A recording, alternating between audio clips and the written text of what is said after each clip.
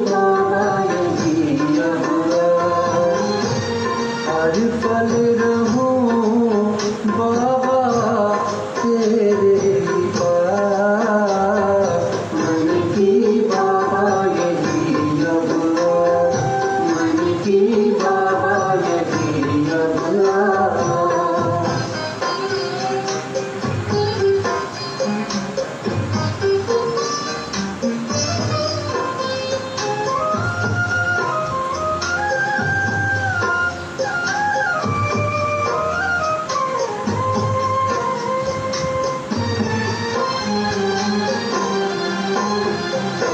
अमृत तेरे सामने हो आके,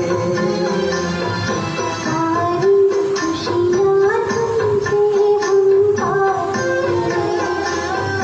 अमृत तेरे सामने हो आके, सारी खुशियाँ तुमसे हम पाते।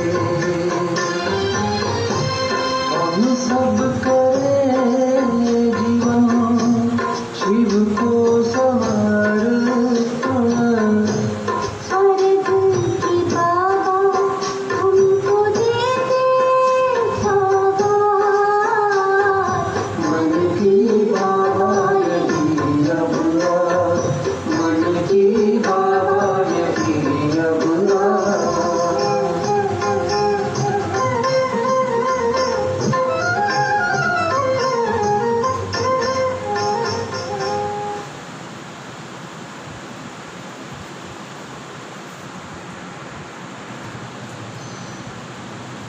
ओम शांति, ओम शांति। कल बाबा ने क्या सुनाया, किस पॉइंट पर खास इशारा था कल?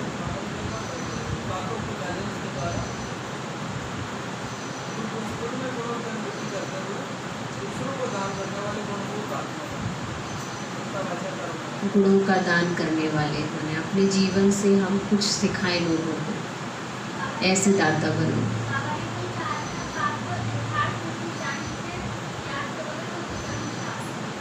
हमें परमात्मा को भी यथार्थ पहचानना जरूरी है। अगर हमने यथार्थ पहचान नहीं मिली है तो हमारे जन्म जन्म के विकल्प विनाश नहीं हो सकते हैं।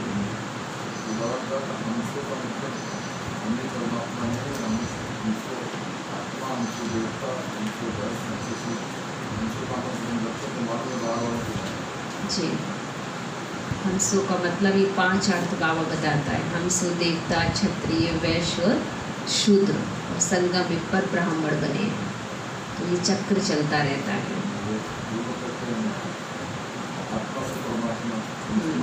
ये रॉन्ग हो जाता है, बाबा ने कल कहा।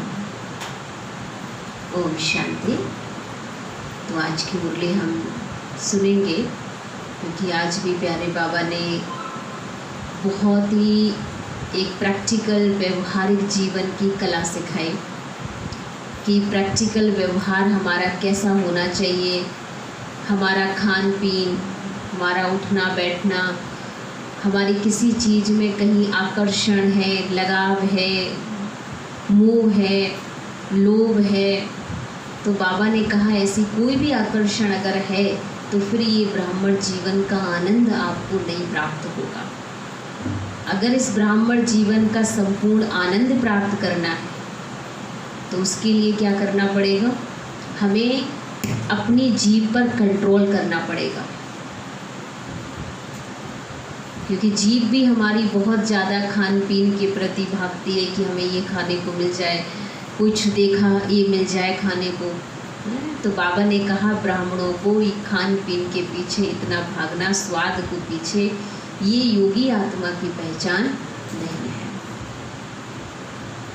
तो आज की मुरली बहुत ध्यान से सुनेंगे, क्योंकि सब बाबा हमें रोज की दिनचर्या की कैसी हैबिट्स होनी चाहिए उस पर ध्यान खिंचवाने वाले हैं। ओम शांति। आज 4-7-20 के बाबा के मधुर महावाक्य। बाबा बोले, मीठे बच्चे ऊंच बनना है तो अपना पोता मेल रोज देखो। ऊंच बनना है तो अपना पोता मेल रोज देखो। कोई भी कर्मेंद्रियां धोखा ना दे।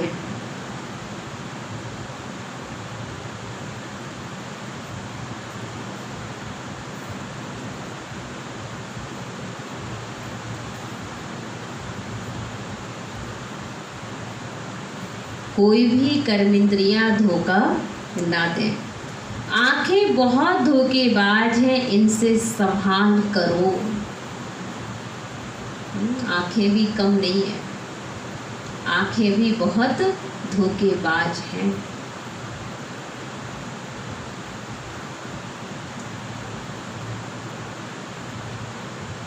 प्रश्न, सबसे बुरी आदत कौन सी है?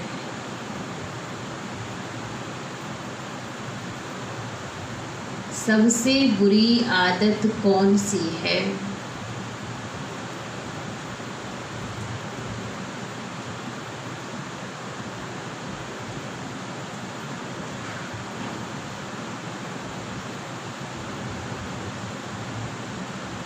उनसे बचने का उपाय क्या है?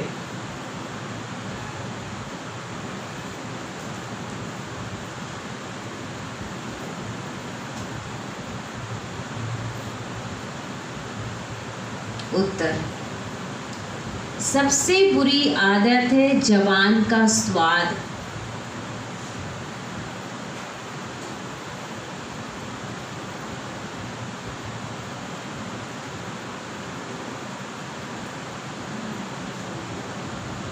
कोई अच्छी चीज देखी तो छिपा कर खा लेंगे।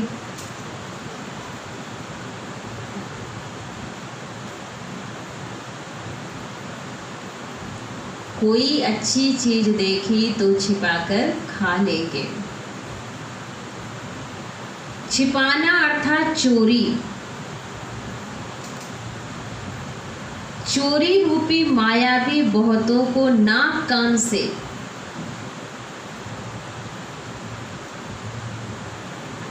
चोरी रूपी माया भी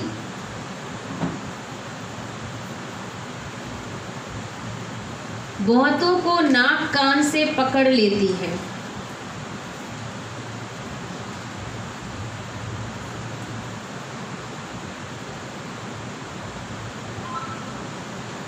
इससे बचने का साधन, जब भी कहाँ बुद्धि जाए,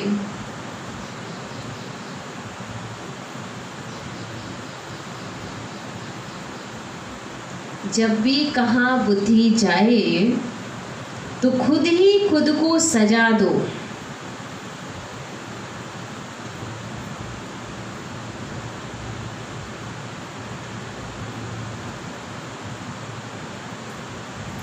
बुरी आदतों को निकालने के लिए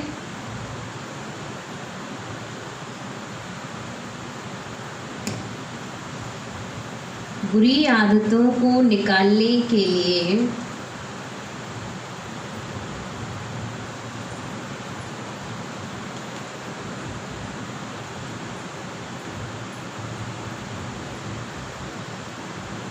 अपने आप को खूब फटकार लगाओ।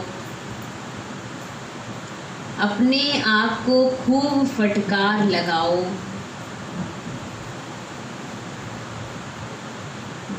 खुद डांटो अपनी आँखों को, अपनी जीभ को, कि तुम स्वराज अधिकारी आत्मा को इस तरीके से चला रही हो।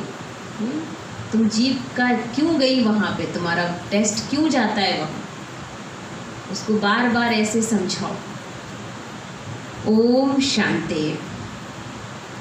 आत्म अभिमानी होकर बैठे हो, हर एक बात अपने आप से पूछनी होती है। हम आत्म अभिमानी हो बैठे हैं और बाप को याद कर रहे हैं। गाया हुआ भी है शिव शक्ति पांडव सेना।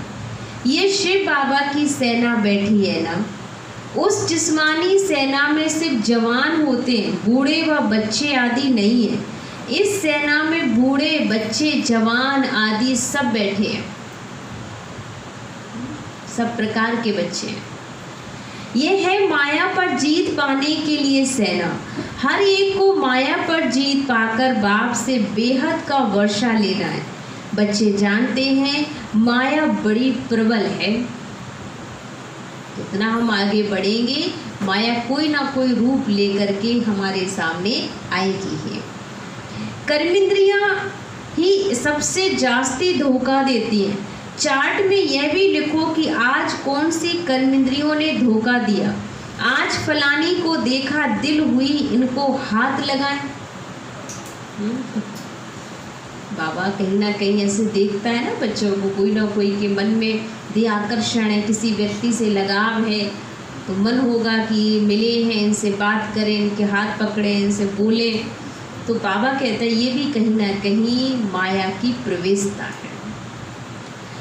देखा, दिल हुई, इनको हाथ लगा, यह करें। आंखें बहुत नुकसान करती हैं।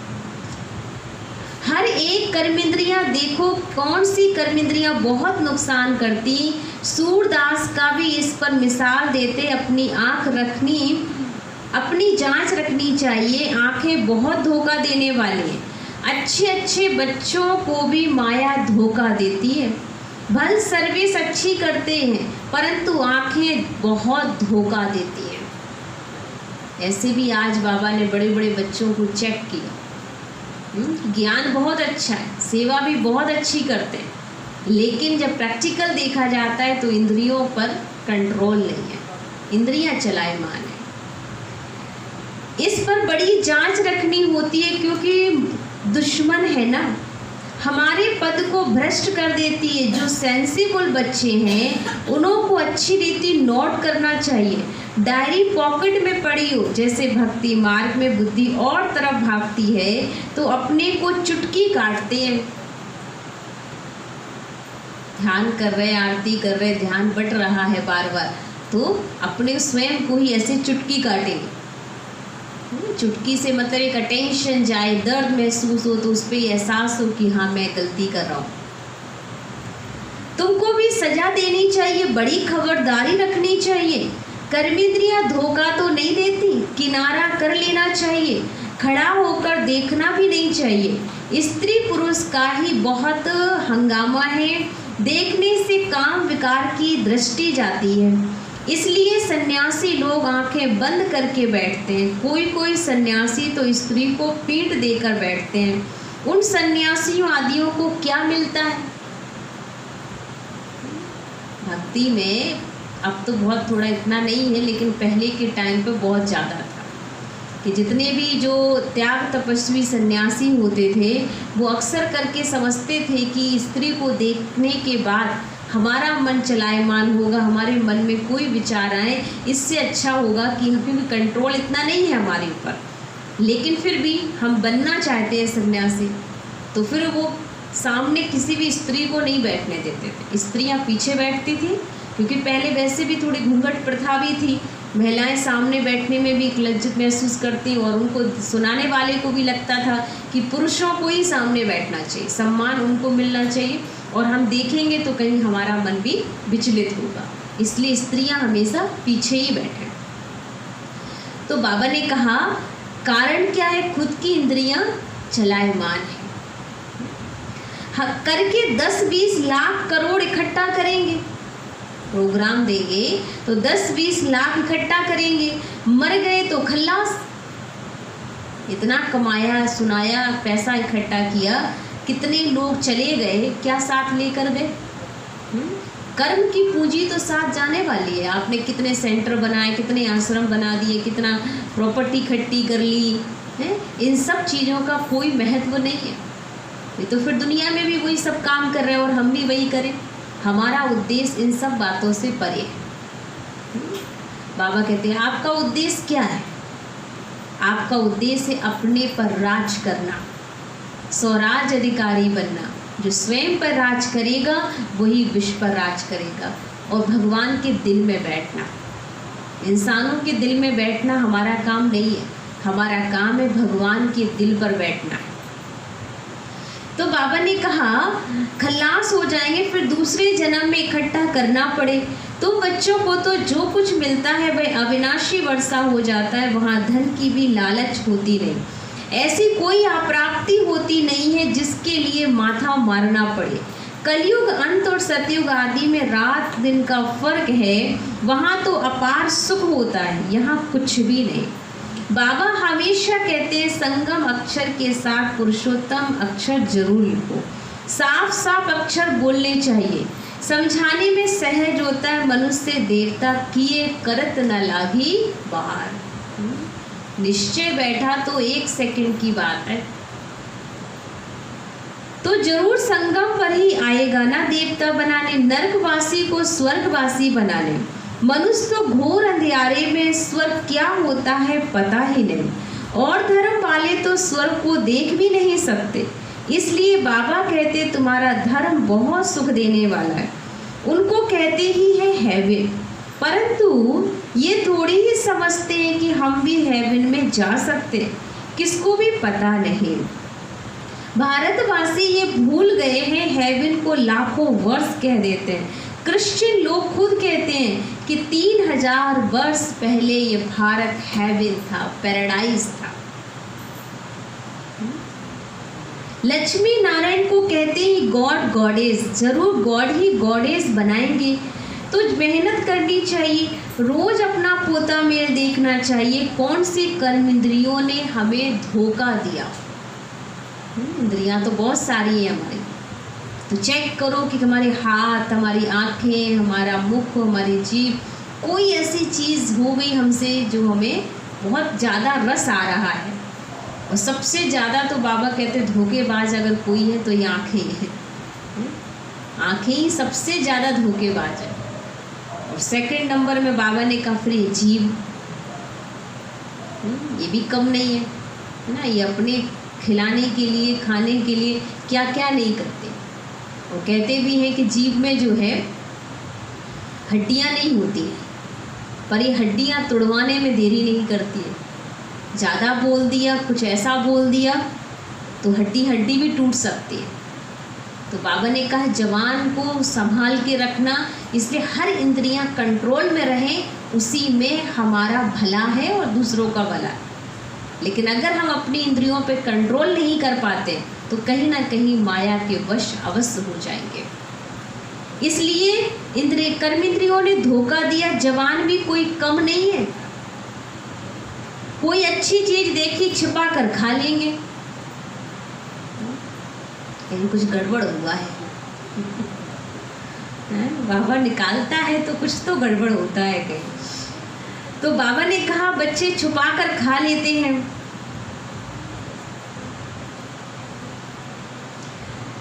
समझते थोड़ी है कि यह भी पाप है, चोरी हुई सो भी शिव बाबा के यज्ञ से चोरी करना बहुत खराब आदत है।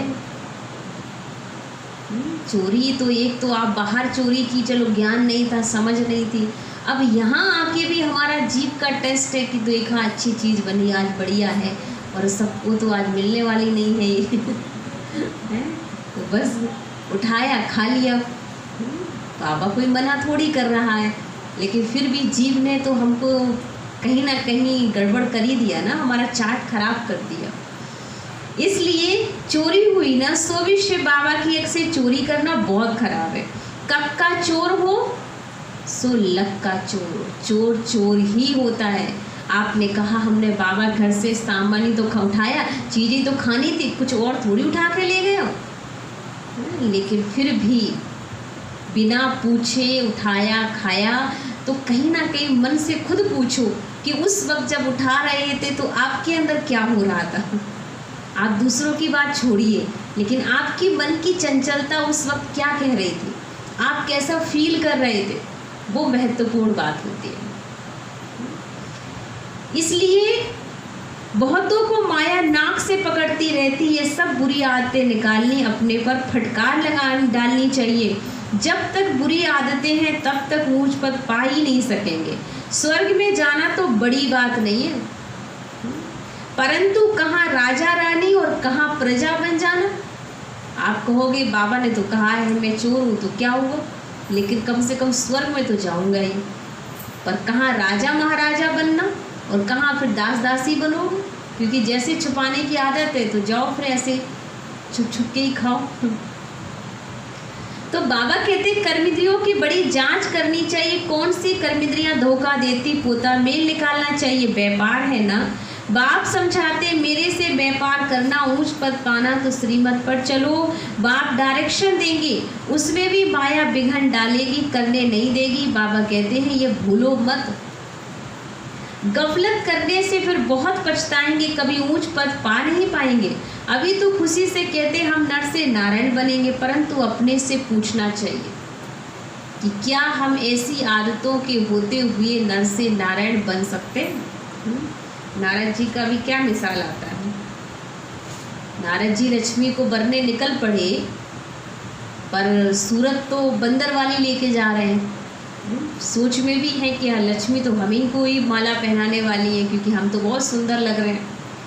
लेकिन कहीं ना कहीं जो अवगुण संस्कारों की बात है, जो उनके अंदर मोह पैदा हो रहा है, एक आकर्षण पैदा हो रहा है, वो उनके लिए कहीं ना कहीं बंदरपने के कर्म पैदा कर रहा है। तो बाबा कहते शकल से मतलब नहीं है। यहाँ पर लोग समझते ना, पुराने लोग जो थे वो काफ़ी ज़्यादा बुजुर्ग, वो बंदर जैसे थे, बंदरों जैसे काम करते थे। बहुत लोगों की मेंटेलिटी है कि हमारी शुरुआत बंदरों से हुई है ना, हम बंदर थे। लेकिन बाबा ने कहा तुम बंदर नहीं थे, तुम मंदिर के लायक, तुम देवता थे। शुरुआत हमारी देवतुल्य स्वरूप से हुई है। लेकिन अब समझाए कौन उनको, क्योंकि उन्होंने जो किताबों में पढ़ा है वो कितना भी समझा उन्हें समझ नहीं आता। बट समझ उन्हीं को आएगा जो सतयुग की आत्मा है। वो तो यही समझते हैं कि हम तो ऐसे ही थे।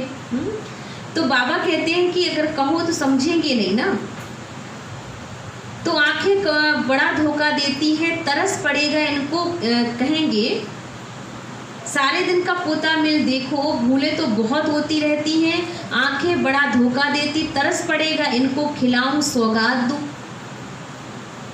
जब बुद्धि जाती है, कर्मेंद्रियां धोखा देती हैं, तो फिर मन करता है कि मैं खुद भी चुखाऊं और कहीं अपनों को खिलाऊं। भाई जिससे मेरा लगाव है तो मैं तो छुपके से उसके लिए भी रख लूं और खुद भी खा लूं। होता है नहीं होता है? आपका लगाव होगा तो आप यही सोचोगे कि भाई मेरे अपने को भी खिलाओ। तो बाबा ने कहा आंखें बड़ा धोखा देती, तरस पड़ेगा इनको खिलाऊं सौगात दूं। अपना बहुत टाइम वेस्ट कर लेते हैं, माला का दाना बनने में बड़ी मेहनत है। 8 रतन मुख्य है, 9 रतन कहते, एक तो बाबा, बाकी 8 बाबा की निशानी ये तो चाहिए ना।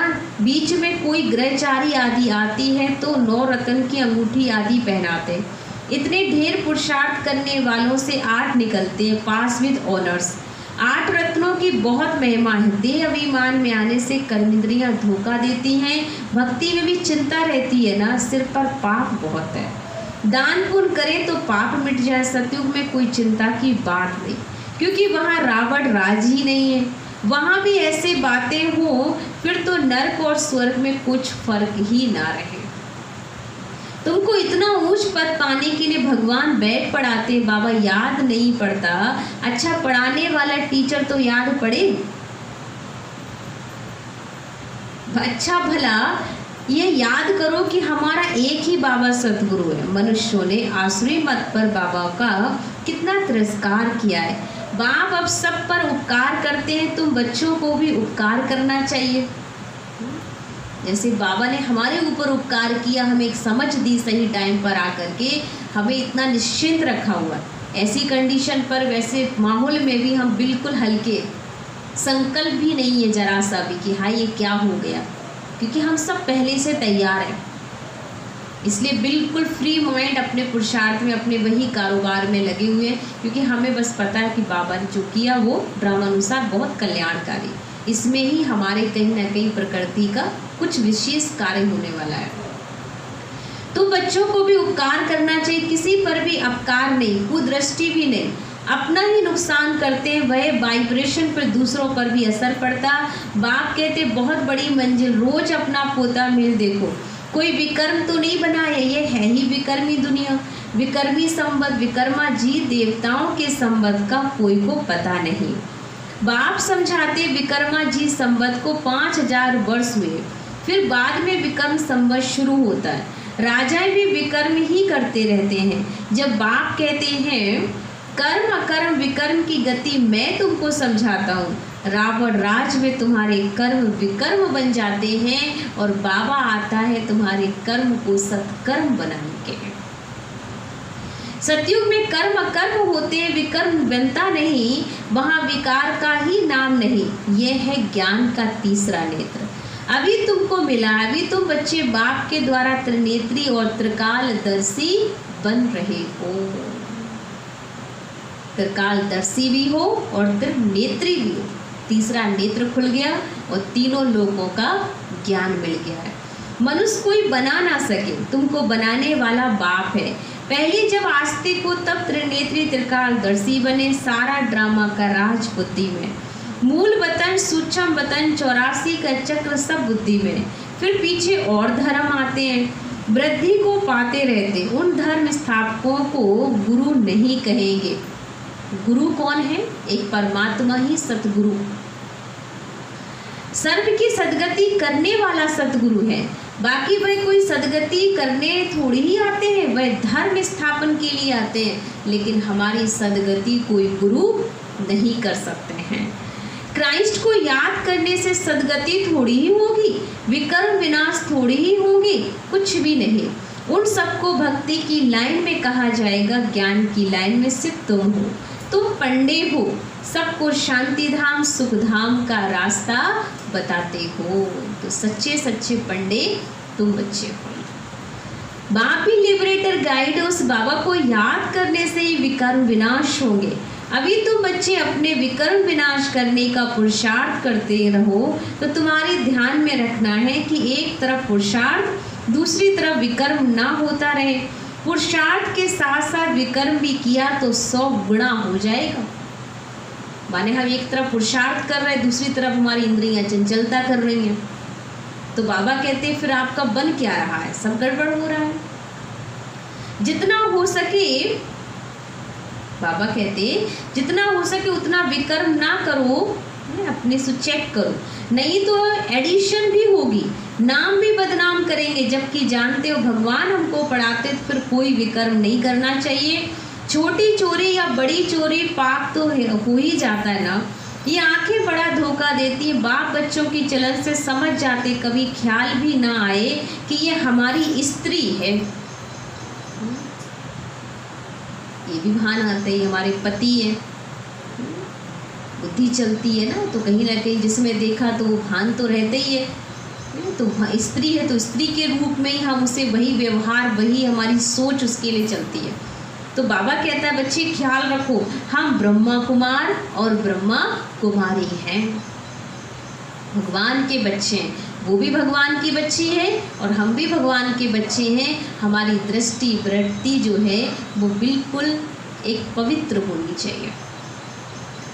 शिव बाबा के पोतरे हैं, हमने बाबा से प्रतिज्ञा की है, राखी बांधी, फिर आंखें क्यों धोखा देती हैं? याद के बल से कोई कर्मेंद्रियों के धोखे से छूट सकते हो। बड़ी मेहनत चाहिए, बाप के डायरेक्शन पर अमल कर चार्ट लिखो। स्त्री पुरुष भी आपस में यही बातें करो, हम तो बाबा से पूरा वर्षा लेंगे। टीचर से पूरा पढ़ेंगे, ऐसा टीचर कभी मिल ना सके जो बेहद की नॉलेज दे।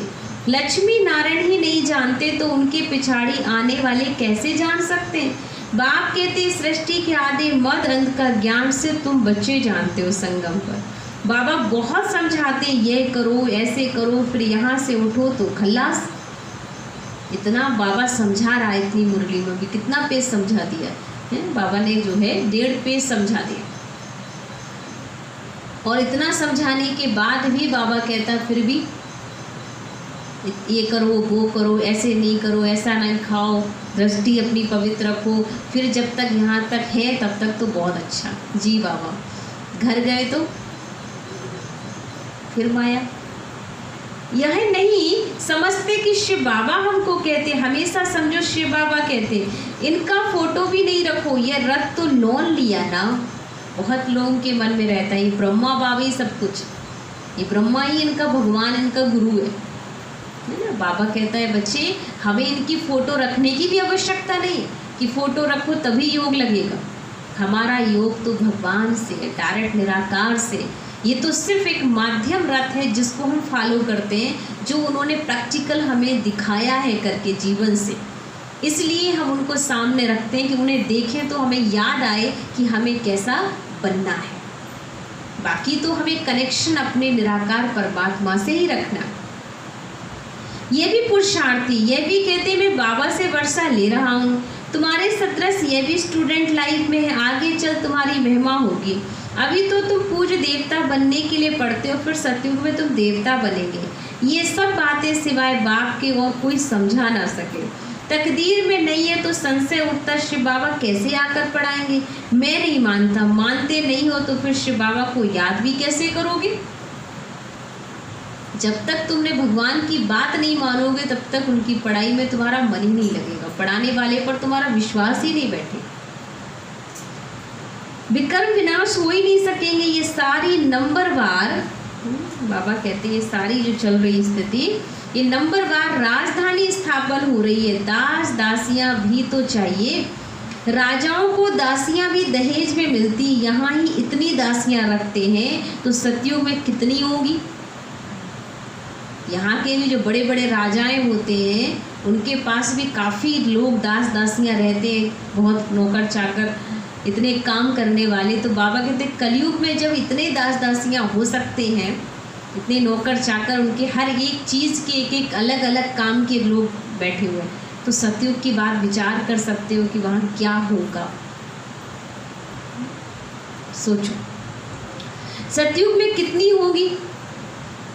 ऐसा थोड़ी ढीला पुरुषार्थ करना चाहिए जो दास दासी जाकर बन जाए। अरे बाबा से पूछ सकते हो, बाबा अभी मर जाए तो क्या पद मिलेगा?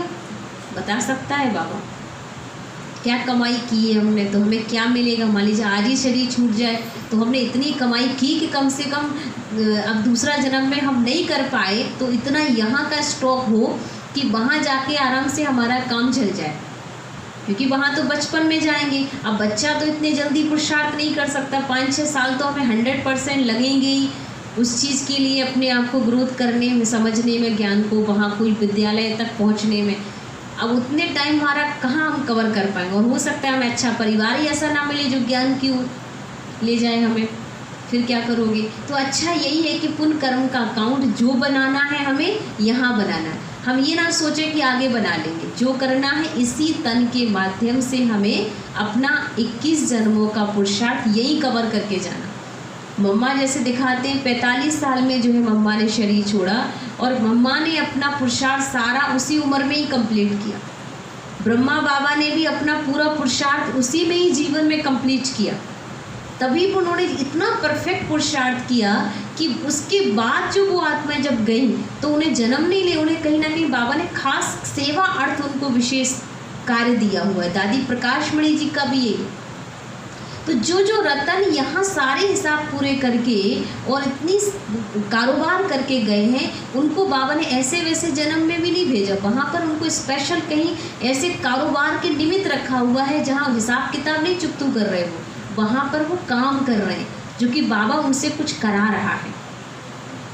उनको खास काम दिया गया, वो तैयारी से गए हैं यहाँ पर। वो कोई यहाँ पर ऐसे वैसे आत्माओं के पुरुषार्थ में साधारण रूप में इंसान बन के ऐसे नहीं जी रहे हैं कि ऐसे लोकल से काम कर रहे हैं ऐसे हर इंसान। वो लोग खास पुरुषार्थ काम कर रहे हैं जो बाबा ने उनको होमवर्क दिया कि आपको आगे क्या क्या तैयारी के लिए व्यवस्था करनी है। तो ऐसे बाबा ने कहा आप भी यहीं तैयारी करके जाओ, आगे के लिए बस सोचो कि आगे कर लेंगे। आगे किसी ने कुछ भी नहीं देखा। बाबा अभी मर जाए तो क्या पद मिलेगा? बाबा झट बता देंगे। अपना पोता में लापे देखो, अंत में नंबरवार कर्मातीत अवस्था हो जानी है। यह है सच्ची कमाई। उस कमाई में रात दिन कितना बिजी रहते हैं। सट्टे वाले जो होते हैं वह एक ही हाथ से खाना खाते हैं, दूसरे हाथ से फोन पर कारोबार चलाते रहते हैं। जिन लोग बड़े बड़े बिजनेसमैन हैं, सट्टे वाले हैं, जो आजकल ज़्यादातर लोग ऐसे हो गए हैं, जो खाना भी उनका ऐसे ही होता है, बड़े टाइम नहीं है, बस जल्दी से खाना भी खा रहा है, फ़ोन भी चल रहा है, एक तरफ उनका दिमाग भी चल रहा है। तो बाबा कहते हैं वो बच्चे ऐसे लोग क्या सेंटर पे आके मुरली सुनेंगे? जिनका खाना के साथ तक खाने तक की फुर्सत नहीं है उनको, तो वो कहाँ शांति से बैठ सकते हैं? यहाँ पर बैठ ही नहीं सकते। उनको तो खाने में भी जब फ़ोन है तो फिर यहाँ पर कैसे बैठ के फ़ोन पे मतलब फ्री होकर वो मुरली सुन सकते हैं? तो एक हाथ से खाना खाते, दूसरे हाथ से फ़ोन पर कारोबार चलाते रहते हैं। अब बताओ ऐसे आदमी ज्ञान में चल सकेंगे? कहते हमको फुर्सत कहाँ? अरे सच्ची कमाई राजाई मिलती है बाबा, सिर्फ याद करो तो विकर्म विनाश होंगे। अष्ट देवता आदि को भी याद करते हैं ना, उनकी याद से तो कुछ भी मिलता नहीं। बाबा बार बार हर एक की बात पर समझाते रहते हैं, जो फिर ऐसे कोई ना कहे कि फलानी बात पर तो समझाया नहीं। तुम बच्चों को पैगाम भी सबको देना है, एरोप्लेन से पर्चे भी गिराने लिए कोशिश करनी चाहिए।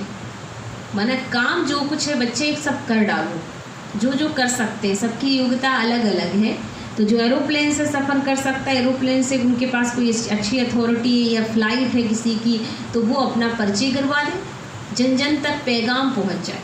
कोई रह ना जाए कि परमात्मा आया और हमको तो समझ रास्ता मिला ही नहीं, समझाया ही नहीं। उसमें लिखो शिव बाबा ऐसे कहते, ब्रह्मा भी शिव बाबा का बच्चा है, प्रजापिता है तो वह भी बाप है, यह भी बाप है। शिव बाबा कहने से बहुत बच्चों को प्रेम के आंसू आ जाते। कभी देखा भी नहीं है, लिखते हैं बाबा कब आकर आपसे मिलेंगे, बाबा बंधन से छुड़ाओ।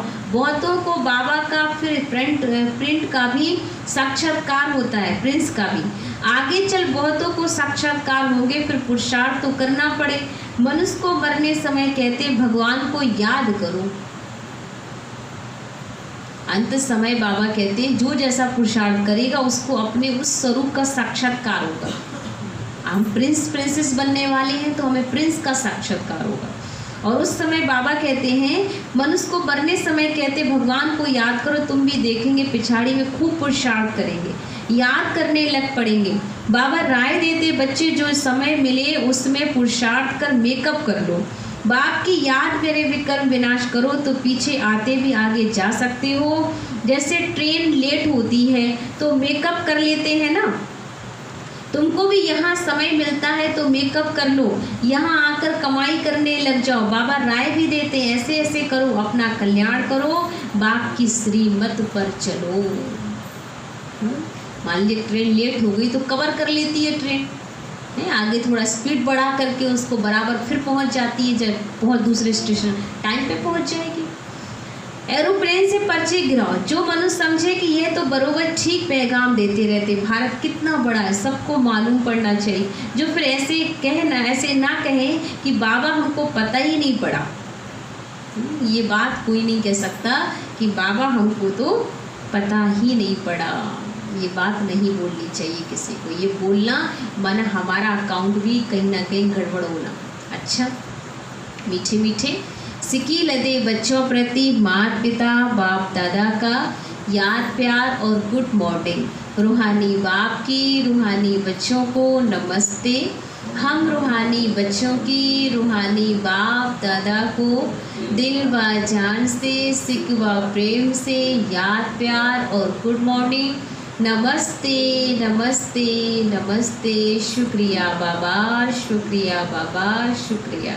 मेरी ज़िंदगी को संवारने वाले बाबा, तेरा लाख लाख शुक्रिया शुक्रिया शुक्रिया। धारणा के लिए मुख्य सार। फर्स्ट पॉइंट है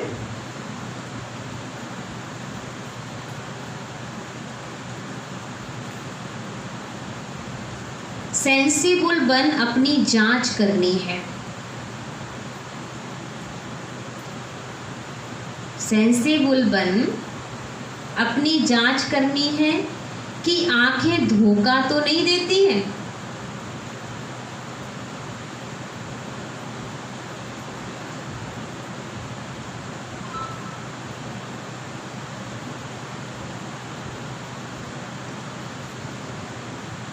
कोई भी कर्मेंद्रियों के वश हो, उल्टा कर्म नहीं करना है।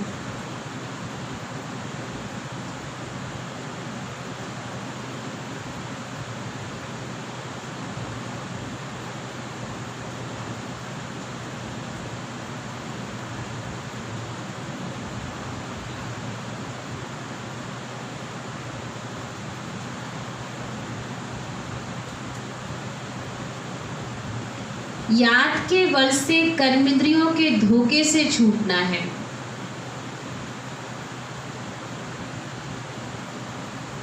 याद के बल से कर्मेंद्रियों के धोखे से छूटना है।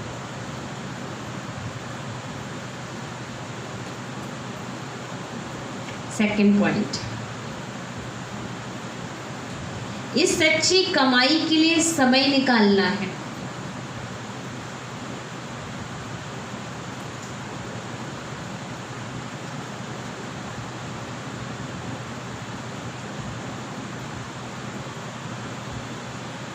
पीछे आते भी पुरुषार्थ से मेकअप कर लेना है।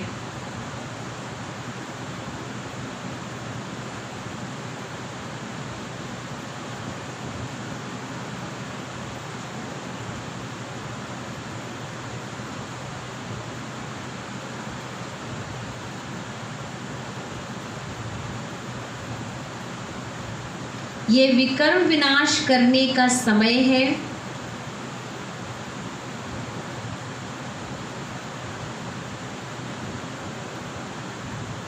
इसलिए कोई भी विकर्म नहीं करना है।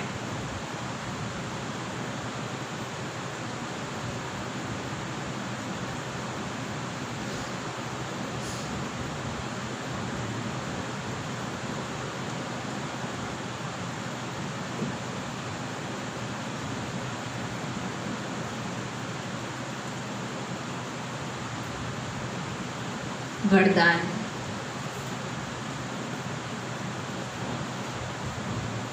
हर कंडीशन में सेफ रहने वाले,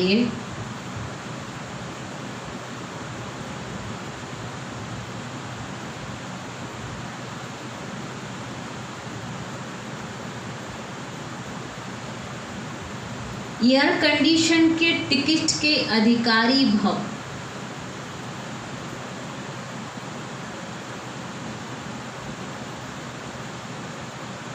एयर कंडीशन टिकट के अधिकारी भव। जो बच्चा हर कंडीशन में ठीक रहेगा वही एयर कंडीशन लेने के लिए तत्पर होगा। इसलिए चेक कर लो कि हर कंडीशन में हम ठीक हैं, खुश हैं। स्पष्टीकरण, एयर कंडीशन की टिकट उन्हीं बच्चों को मिलती जो यहाँ हर कंडीशन में सेफ रहते। कोई भी परिस्थिति आ जाए, कैसी भी समस्याएं आ जाए, लेकिन हर समस्या को सेकंड में पार करने का सर्टिफिकेट चाहिए।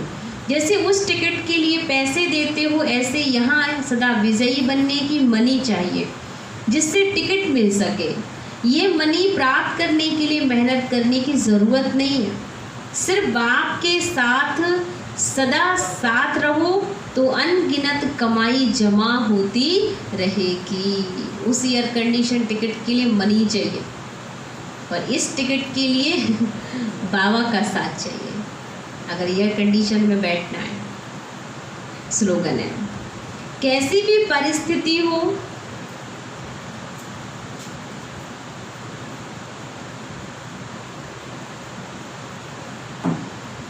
कैसी भी परिस्थिति हो, परिस्थिति चली जाए,